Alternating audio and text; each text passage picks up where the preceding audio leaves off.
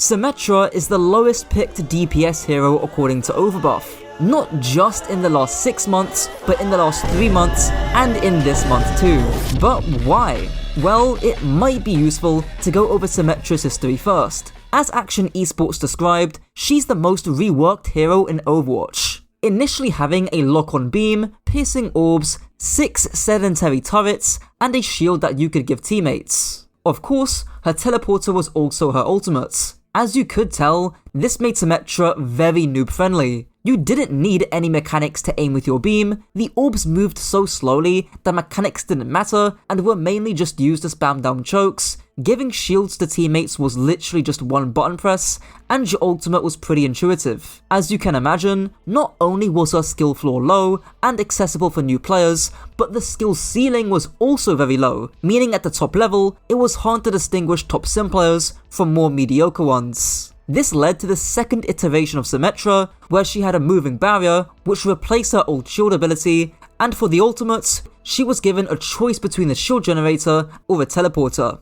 This did raise the skill ceiling of Symmetra by notable amounts, while giving some flexibility in her kit, but still, she wasn't a great offensive option. So, in the middle of 2018, Blizzard decided to rework Symmetra once again, resembling more of what we have now. A beam that functioned like Zarya and actually required mechanical skill, fast moving orbs, moving deployable turrets, and a massive fucking wall. It goes without saying that Symmetra is no longer that intuitive, easy to pick up hero that she once was. Everything, not almost everything in her kit is harder to pick up and use compared to our past versions. In other words, the skill floor of Symmetra is pretty high and inaccessible. If we compare this to other niche heroes, like Junkrat, who does have an incredibly high skill ceiling, as talked about in my recent Gurkmeister video, he's also pretty accessible for the average player. You hold down M1, or RT or R2 if you're on console, and you're almost guaranteed to hit people near a choke.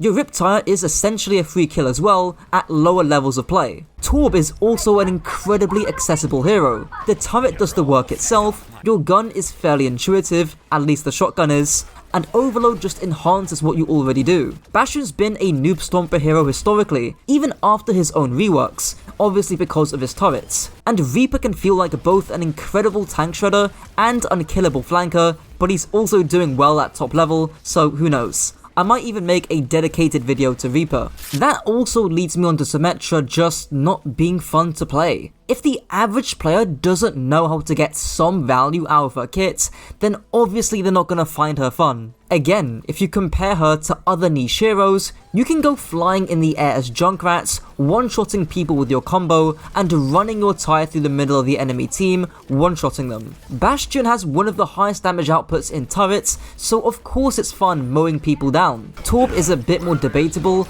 but hammering people, especially in Overload, can be fun. Compare that to Symmetra, and your turrets do the work for you. Your teleport is not that exciting visually, despite it being one of the best abilities in the game, and your ultimate, while it looks cool, is just a wall. It can't be that good, right? The most fun part of Symmetra, in my opinion, is melting people on full beam, but even that is incredibly hard to do because of how risky it can be, which we'll get onto later. However, all of this doesn't paint the bigger picture. It might help explain why the average player isn't picking Symmetra, but even if we check Grandmaster pick rates, Symmetra is still incredibly low, despite having a 54% win rate, which is the second highest in GM. Obviously, if you're Grandmaster, you don't care about having fun as much as you care about winning, and you're more than good enough to bypass the unintuitive skill floor. To make matters even more complicated, one of the best EU teams at the moment, Gas Tier 3, are not just playing Symmetra,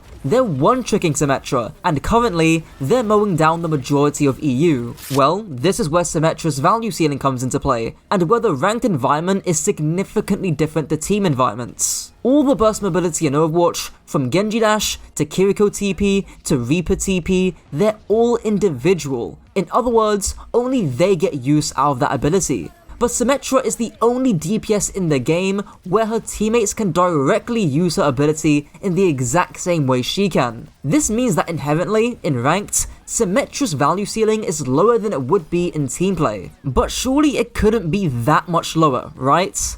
After all, it's just one ability, and Symmetra can still use her TP individually anyways. Well, let's walk through each of Sym's abilities and why they can be a bit problematic if relied upon. Firstly, her beam. Now, her beam can be incredibly strong in the right circumstances, but that's the issue. In the right circumstances. You firstly need a map that has fairly short sightlines, like a Lijiang Control Center, or frankly, any of the Lijiang maps, because God knows that you're not walking up to get a level 3 beam when you're playing on Junkertown. Secondly, you need heroes that protect Symmetra. Brig has great synergy with Sym, but a shield tank like Ryan can allow Sym to walk on the front line while the Reinhardt shields any damage. Thirdly, you need characters that enable the Symmetra to walk, more specifically, stuff like Speed Boost. Thankfully, Juno exists, and we'll get into some Juno Sim later. And lastly, you need the enemy comp, or more specifically, the enemy tank, to have fairly low mobility. You're not getting level 3 beam against a Bull Zen Tracer comp. And even with all those factors, you still have the risk of having to play in close range with no ability to deal with aerial or ranged threats when you're at full beam, like when you're playing against a Pharah. Next, let's go over your orbs. Your orbs are actually pretty underrated in my opinion, mainly because the hitbox on them is deceptively large, so you can snipe people quite far away. But the number I want to focus on here is the DPS of your orbs. According to Overwatch Wiki, it's 91. Alternatively, you can go to most other projectile heroes, like Mei, and her DPS with icicles is just under 94, not to mention she can obviously headshots. Venture's DPS is 107, and even Widow's SMG deals 130 DPS. Now you might be saying that I'm comparing apples to oranges, but my ultimate point here is that unless the stars align, your beam and orbs aren't particularly potent. It's your teleport and wall which are. For reference, your turrets are kinda whatever. Like, they are a decent, versatile ability to mark flanks, chokes, enclosed areas, or to even TP bomb, but there's not too much else to say here.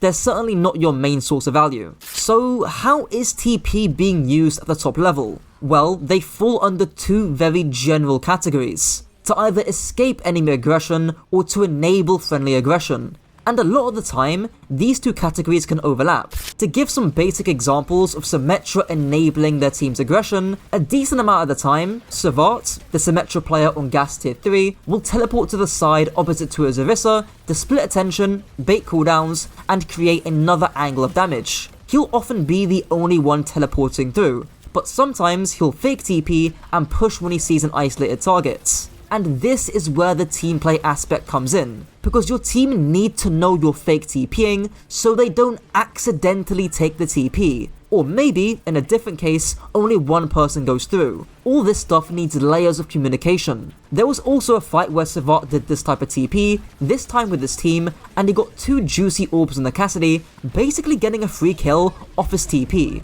This is where Symmetra thrives, punishing slight positional mistakes very quickly with your team, which is almost impossible to do in ranked, but clearly more doable in teamplay. And she's the only hero that can actually do this. Okay, so as I'm scripting this video, replay codes got cleared, so I can't show the other TPs Gas Tier 3 did, but I can show a scuffed recreation. Some of their TPs would involve kiting rushes, like teleporting to the high ground on Oasis when the enemy fire was going in, or even teleporting as Zarissa to clear high grounds on Basan, similar to how a D.Va would. Gas Tier 3 actually have a very interesting game coming up against Virtus Pro, who, if you don't know, are the best European team not going to the Stockholm finals. It'll certainly be interesting to see if the sim manages to get value there. Anyways, I hope that shows the complexity of Symmetra, that the average player probably finds her unfun and unintuitive, that high-level ranked players just can't fully reach Symmetra's potential, and that even when you can in teamplay, it does require a lot of nuance and communication to make sure people are on the same page with TPs. Before I end off, be sure to check out my coaching if you actually want to improve at the game, and as always, let me know your thoughts down below. Until next time.